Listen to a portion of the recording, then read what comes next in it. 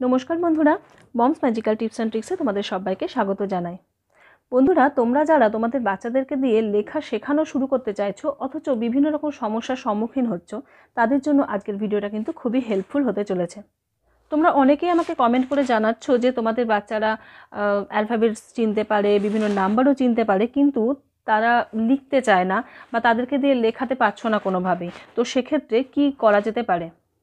দেখো, বাচ্চাদেরকে লেখানো শুরু করার আগের কিছু বিষয় আমি একটু বলতে চাই, তোমাদের সাথে শেয়ার করতে চাই। সেটা হলো, বাচ্চাদের যখন 1.5 থেকে 2 বছর বয়স হবে তখন থেকেই কিন্তু বাচ্চাদের ফাইন মোটর স্কিলের ওপর কাজ শুরু করতে হবে।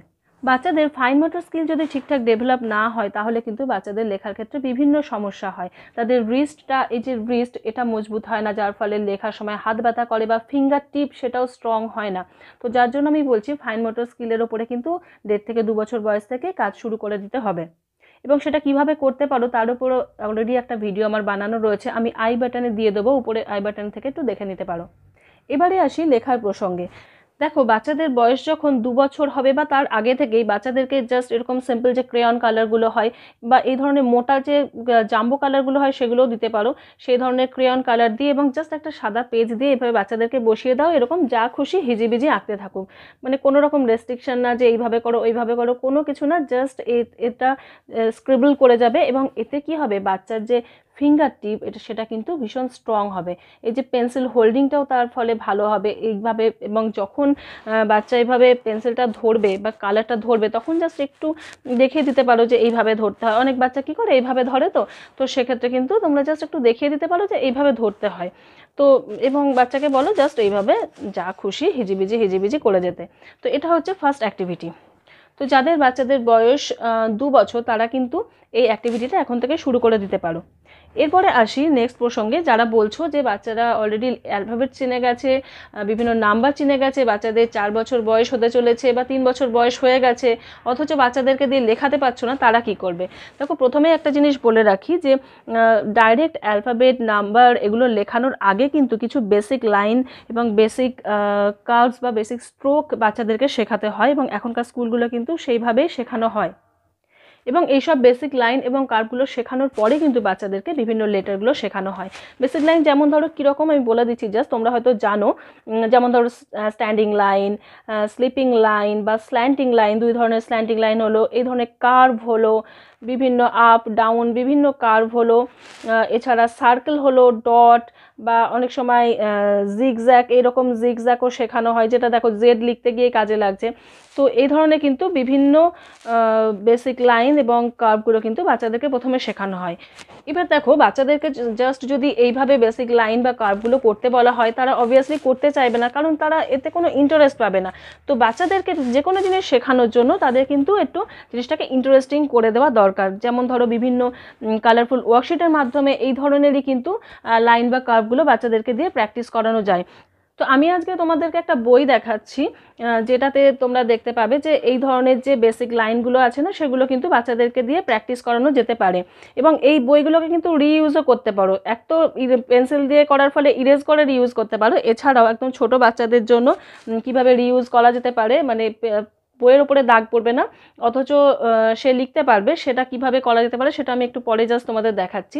আগে জাস্ট আমি এই ওয়ার্কশিটগুলো একটু তোমাদের দেখিয়ে নিই।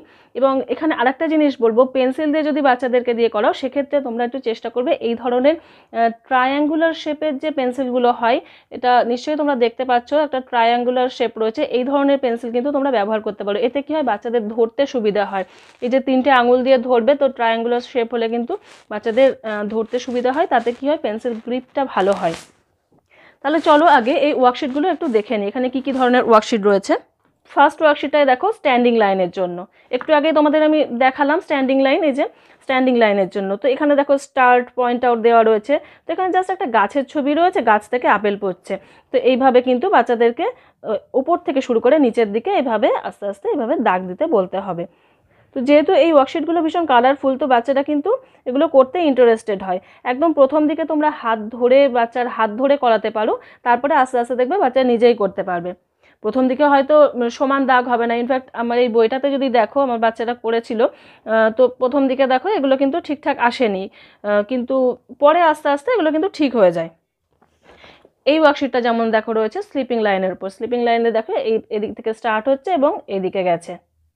এক্ষেত্রেও দেখো ভুল ভ্রান্তি তো হবেই বাচ্চাদেরকে, তো বকাবকি করলে কিন্তু চলবে না। নেক্সট যে ওয়ার্কশিটটা কি রয়েছে চলো দেখি। এখানে যেমন জাস্ট একটা, এটাও সেই তোমার স্লিপিং লাইনও হয়ে যাচ্ছে, স্ট্যান্ডিং লাইনও হয়ে যাচ্ছে, দেখো সব রকমের লাইনগুলো কিন্তু করা হয়ে যাচ্ছে। তো পরের ওয়ার্কশিটটা দেখো, বাচ্চাদের কিন্তু এই যে জিগজ্যাগ প্যাটার্নটা, এটা কিন্তু এই ওয়ার্কশিটের মাধ্যমে বাচ্চাদের প্র্যাকটিস করা হয়ে যায় এবং এগুলো করতে দেখবে বাচ্চারা খুবই ইন্টারেস্টেড হয়। নেক্সট দেখি কি ওয়ার্কশিট রয়েছে। নেক্সটও ওই স্লিপিং লাইন রয়েছে, এরকম জিগজ্যাগ রয়েছে, এছাড়াও স্লিপিং স্ট্যান্ডিংয়ের কম্বো টাইপের রয়েছে। এখানেও দেখো জিগজ্যাগ প্যাটার্ন, স্লিপিং সমস্ত কম্বো টাইপের রয়েছে। এবং এখানে দেখো আরেকটা ওয়ার্কশিট রয়েছে, সেটা কি এই কার্ভ, যেটা কার্ভটা কিন্তু এর মাধ্যমে প্র্যাকটিস করা হয়ে যাচ্ছে। এক্ষেত্রেও দেখো বাচ্চাদের কিন্তু কার্ভগুলো প্র্যাকটিস করা হয়ে যায় এই ধরনের ওয়ার্কশিটের মাধ্যমে। বা দেখো এই ধরনের বিভিন্ন শেপগুলোও রয়েছে, সার্কেল, ট্রায়াঙ্গেল, স্কোয়ার, স্টার, এই ধরনের শেপগুলোও রয়েছে এবং পুরো জিনিসটা দেখো ভীষণ কালারফুল, যার জন্য কিন্তু বাচ্চারা এগুলো করতে অনেক বেশি ইন্টারেস্টেড হয়। এছাড়াও আরও বিভিন্ন রকমের প্যাটার্ন রয়েছে। এই প্যাটার্নগুলো নর্মালি কার্সিভ রাইটিংয়ের ক্ষেত্রে কাজে লাগে, তো যাদের বাচ্চারা কার্সিভ রাইটিং শিখতে চায় তারাও কিন্তু এই ধরনের প্যাটার্নগুলো প্র্যাকটিস করতে পারে। আর যদি তোমরা একান্ত এই ধরনের বই কিনতে না চাও, সেক্ষেত্রে কিন্তু এরকম যে কোনো পেজের মধ্যে কিন্তু এইভাবে এই প্যাটার্নগুলোই ড্র করে করে বাচ্চাদেরকে দিতে পারো। এখানে যেমন দেখো জাস্ট একটা নৌকা ড্র করা রয়েছে আর এখানে কার্ভ করা রয়েছে, তো এগুলোর মাধ্যমে কিন্তু বাচ্চাদের কার্ভটা প্র্যাকটিস করা হয়ে যাবে। বা এখানে দেখো একটা সিম্পল একটা মেঘের ছবি দেওয়া, আর এইভাবে এগুলো দেওয়ার ফলে কি হচ্ছে, স্ল্যান্টিং লাইনগুলো প্র্যাকটিস করা হয়ে যাচ্ছে বা এখানেও কার্ভটা প্র্যাকটিস করা হয়ে যাচ্ছে। তো এরকমভাবেও কিন্তু সিম্পলভাবে ড্র করে দিতে পারো। এবারে বলি যে তোমরা এই ধরনের ওয়ার্কশিট যেগুলো তোমরা ঘরে বানাচ্ছ সেগুলো কিভাবে রিইউজ করতে পারো।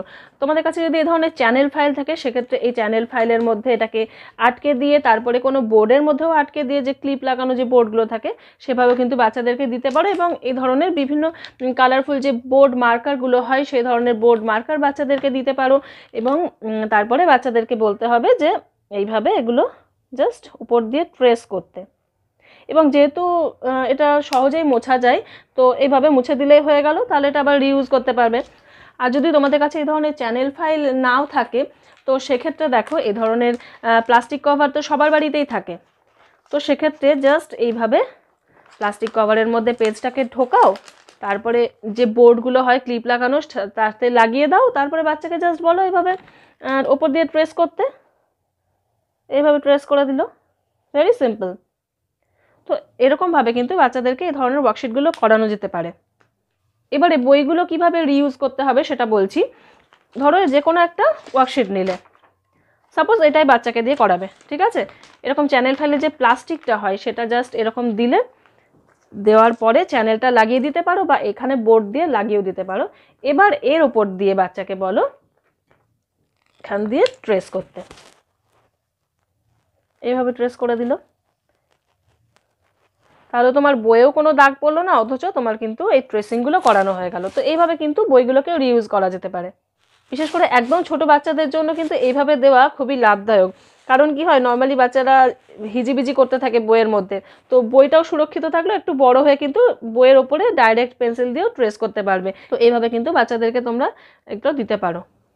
তাহলে বন্ধুরা, তোমাদের বাচ্চাদেরকে লেখা শেখানোর ক্ষেত্রে আজকের ভিডিওটা আশা করছি কিছুটা হলেও তোমাদের কাছে হেল্পফুল হবে। তো যদি ভিডিওটা ভালো লাগে এবং এই যে আইডিয়াটা তোমাদের দিলাম, এই আইডিয়াটা যদি ভালো লাগে তোমাদের, তাহলে প্লিজ ভিডিওটাকে লাইক করে দিও এবং অন্যদের সাথে শেয়ারও করো। আর এই চ্যানেলে যদি তুমি নতুন হয়ে থাকো, মানে প্রথমবার যদি আমার এই ভিডিওটা দেখে থাকো, তাহলে প্লিজ চ্যানেলটাকে সাবস্ক্রাইব করো। আজকের ভিডিওটা তাহলে এই পর্যন্তই থাকলো বন্ধুরা। তোমরা সবাই ভালো থেকো, সুস্থ থেকো।